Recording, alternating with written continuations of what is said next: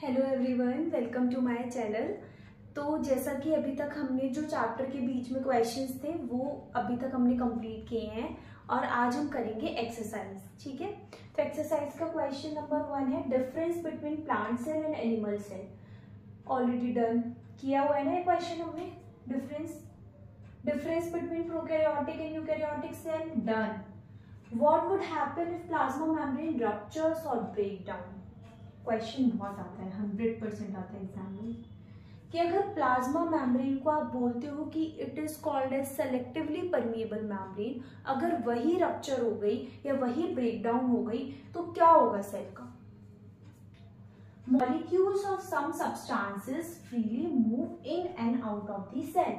अब plasma membrane तो है नहीं जो सेलेक्टिवली कुछ ही मॉलिक्यूल्स को अंदर आने दे और जाने दे, तो प्लाज्मा मेम्ब्रेन क्या करेगी। अगर वो रप्चर हो गई तो क्या होगा कि जो मॉलिक्यूल हैं कुछ सब्सटेंसेस के वो फ्रीली अंदर जाएंगे, फ्रीली बाहर आएंगे।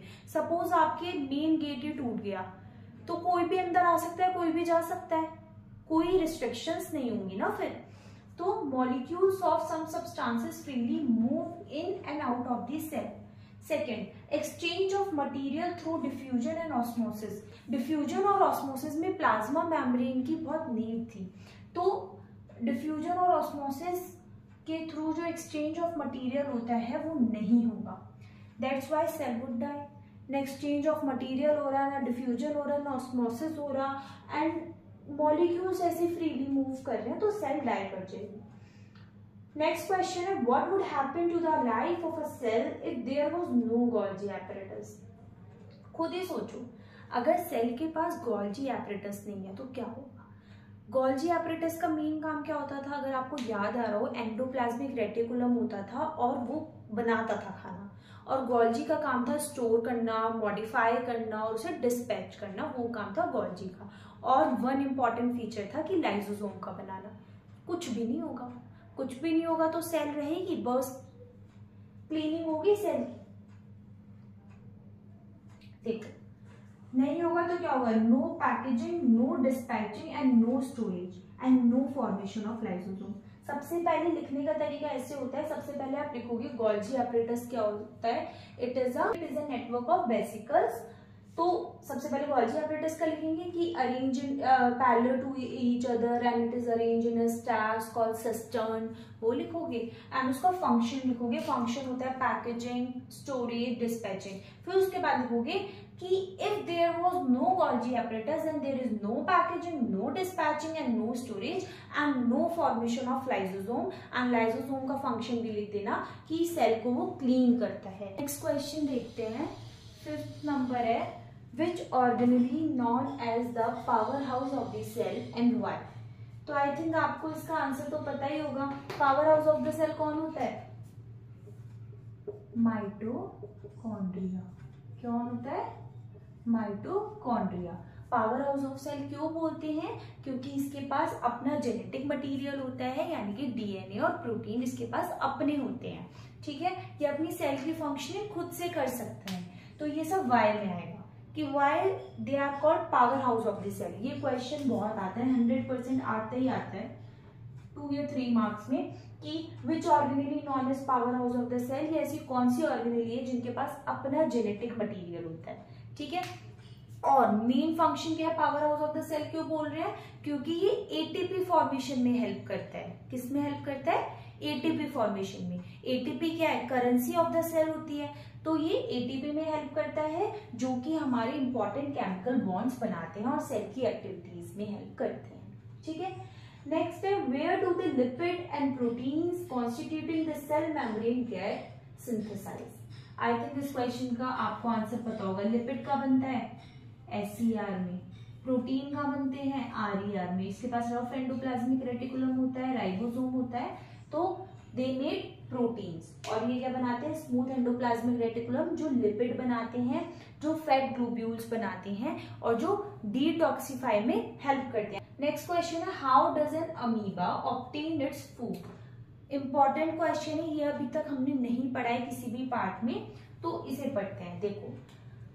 अमीबा अपना फूड कैसे ऑब्टेन करता है, तो एक प्रोसेस होता है जिसका नाम होता है बेटा एंडोसाइटोसिस। एंडो मतलब अंदर, कैसे करता है। देखो पहले ये अभी बाद में पढ़ेंगे, ये समझते हैं। सपोज ये अमीबा है, ठीक है, और यहाँ पे न्यूक्लियस है, ठीक है, ये फूड पार्टिकल है। अब फूड पार्टिकल को अंदर आना है तो ये एक ऐसी शेप बना लेगा जिसको हम बोलते हैं स्यूडोपोडिया। स्यूडो मतलब फॉल्स फीड, यानी कि अपने जाल के चक्कर में उस फूड पार्टिकल को फंसा लेगा, तो स्यूडोपोडिया।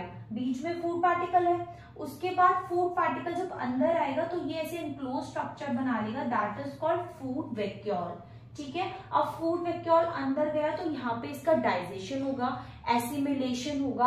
आफ्टर दैट जो जितना भी खाना डाइजेस्ट हुआ है वो बाहर निकल जाएगा, जिसे बोलते हैं हम egestion.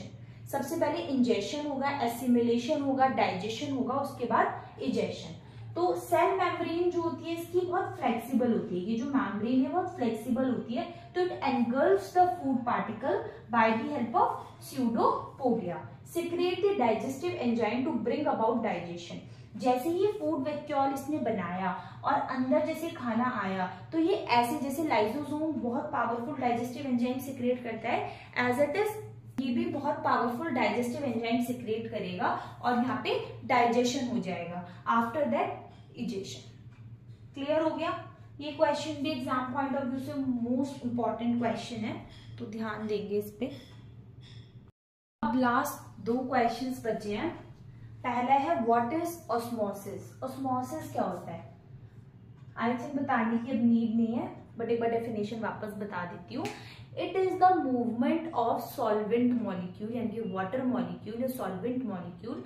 It is the movement of the solvent molecule towards the higher solute concentration, ठीक है। नेक्स्ट क्वेश्चन है which type of cell division is required for the growth and repair of the body. एक question यहीं तक ही है बस। कौन सा टाइप ऑफ सेल डिवीजन होता है? कल हमने 2 टाइप के सेल डिवीजन पढ़े थे। पहला पढ़ा था बेटा माइटोसिस और दूसरा पढ़ा था हमने मियोसिस। माइटोसिस में मैंने जब आपको बताया था कि उसमें नंबर कम नहीं होते, क्रोमोसोम नंबर, वेयरएज मैंने बताया था मियोसिस में हाफ हो जाते हैं, बताया था ना कल।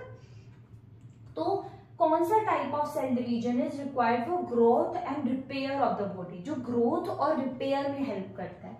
तो माइटोसिस होता है। क्या होता है? माइटोसिस। माइटोसिस किस में हेल्प करता है बेटा? Growth and repair, growth and repair, ठीक है।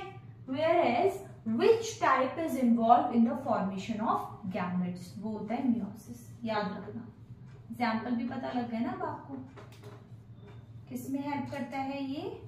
Formation of gametes. क्लियर हुआ? माइटोसिस ग्रोथ और रिपेयर में हेल्प करता है और मियोसिस फॉर्मेशन ऑफ गैमेट में। इसमें अगर नंबर 46 है तो वो 46 ही रहेगा, और अगर इसमें 46 है तो वो 23 हो जाएगा। It is also known as reduction division. Clear हुआ? तो फाइनली हमारा ये चैप्टर खत्म हो गया, फंडामेंटल यूनिट ऑफ लाइफ। इससे बेसिकली जो क्वेश्चन सेल के बारे में पूछते हैं, और जो हमने 6 ऑर्गेनेली पढ़े हैं उसमें से कोई भी 2 ऑर्गेनेली के बारे में क्वेश्चन आता है। सारे हमने क्वेश्चन भी डिस्कस कर लिया। अगर कोई भी डाउट है तो प्लीज कमेंट कर देना, और वीडियो को लाइक और सब्सक्राइब करना नहीं भूलना। Thank you so much.